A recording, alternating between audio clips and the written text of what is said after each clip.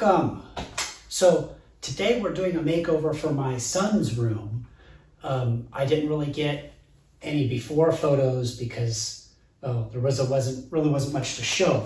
We built this house, had this house built 2.5 years ago. It was brand new construction, and of course, brand new construction house. We didn't want to pay for for interior upgrades for things that we planned on doing ourselves later.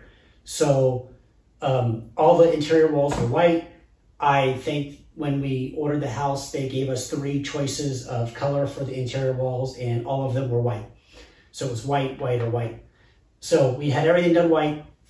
And so we've been slowly working our way through the house, one room at a time, and adding some character to it. And now it's my son's turn. We did my daughter's room here not quite a year ago, and my son's been waiting very patiently to do his room. And him being a teenager, having become a teenager, he was very interested in helping out plan how we were going to do his room and the decor and the plan and everything like that. So we've already started. I don't know if it shows up in the camera, but these 2 side walls have been painted. This wall behind me is white. It's the original white.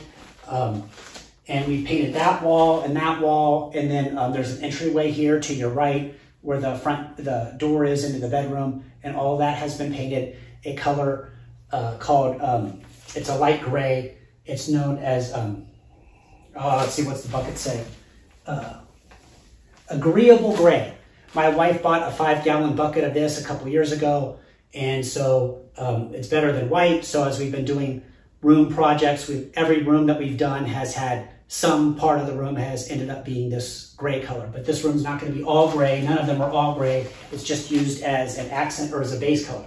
So what we've got going on here is my son wanted to do this really intricate accent wall with multiple colors, and him and my wife sketched out a design for that right here. And then, of course, their design is not the same thing as a blueprint, so then it's left up to me as the engineer to take that design and make that into an actual blueprint to determine exactly how that's going to fit on the wall, how much material we're going to use, and work out the rest of the plan. So I did that yesterday, and I took their design and turned that into more of a blueprint.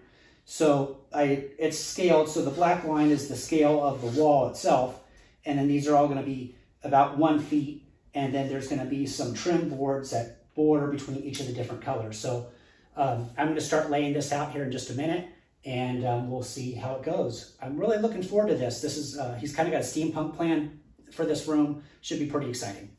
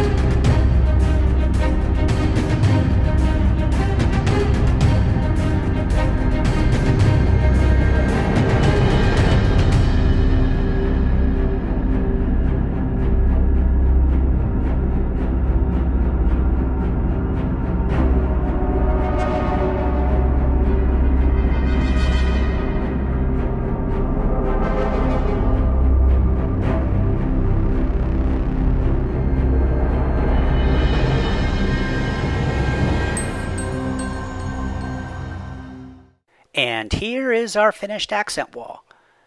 I didn't show this step, but the green pieces are trim pieces. Most of them are 1x2 pre-painted trim pieces that we painted and cut to fit. The outside border is 1x3s that cut to fit, and it was time consuming, but it sure came out pretty nice.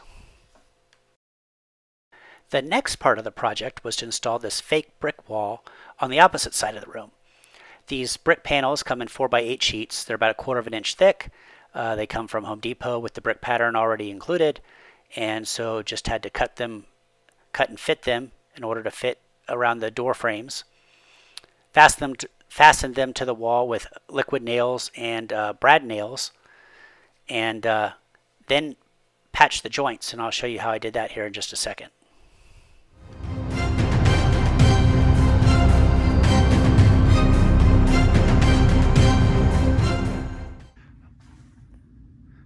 So I've finished hanging all the brick pieces, cut them, fit them, but there's seams where the pieces come together.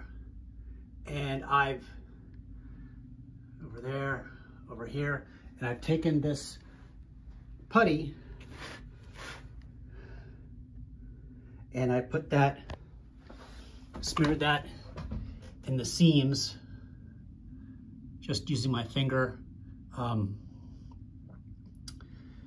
used a razor knife to clip off any high spots, where they're, this one's got a little bit uneven level, where one panel is just sticks up a little higher than the other. So I kind of just beveled an edge a little bit with a razor knife to kind of bring it down, then puttied in the gaps.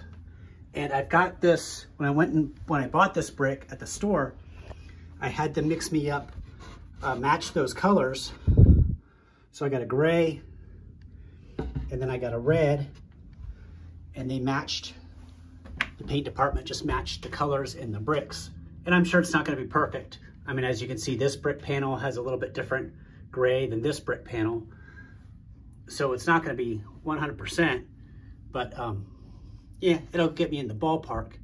And I've already started using the gray over here and putting that in the grout joints, and then again over here to blend it together. And then when the gray dries, I'll come back and do the red, and we'll see what it looks like.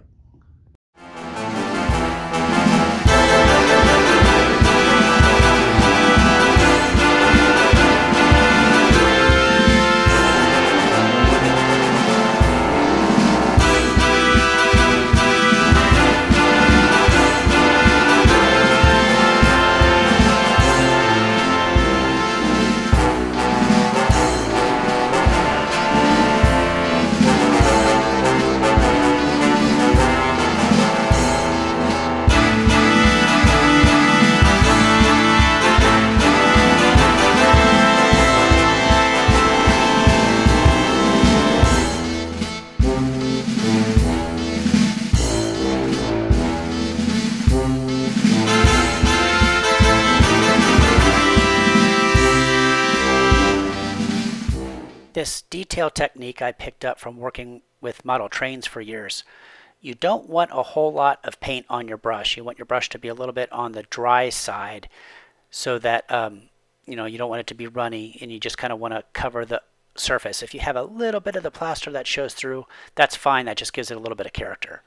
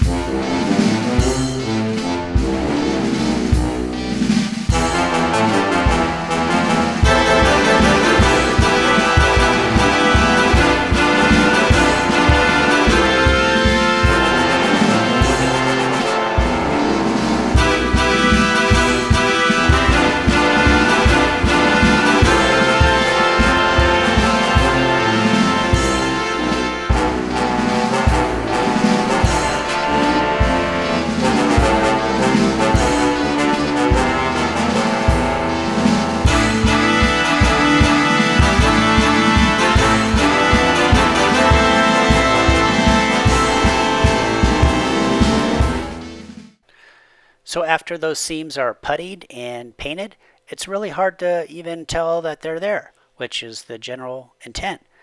I mean, if you look real close, you can still see them. I probably could have done a much better job of blending them in and making them look perfect, but this is good enough. Most people won't even notice.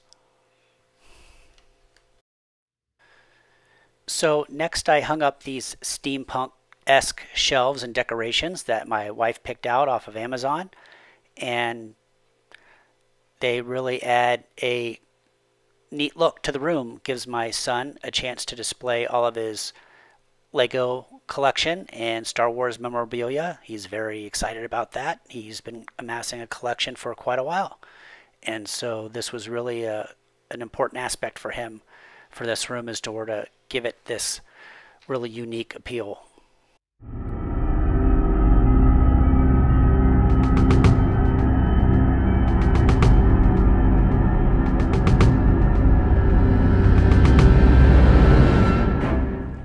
Finally, we created what is referred to as a floating bed, and that's where we got these LED strip lights, and we put them around the interior of his bed frame and kind of give a little bit of a glow around his bed frame and his headboard that kind of make the bed look like it's floating, so you don't really notice the legs attached to the floor.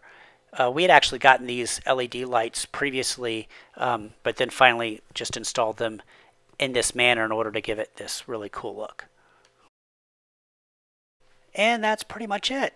This project took basically 2 good solid weekends in order to finish. And my son is so excited about how this came out. He really, really, really likes it. Very happy to be back in his room all completed. He's really enjoying it. It's made him want to spend more time in there, do his homework in there, and he's having a great time. I'm really excited with how this came out. I'm really, really happy for him and proud of it. So hope you guys enjoyed this, and if you got any questions, please feel free to leave them in the comments.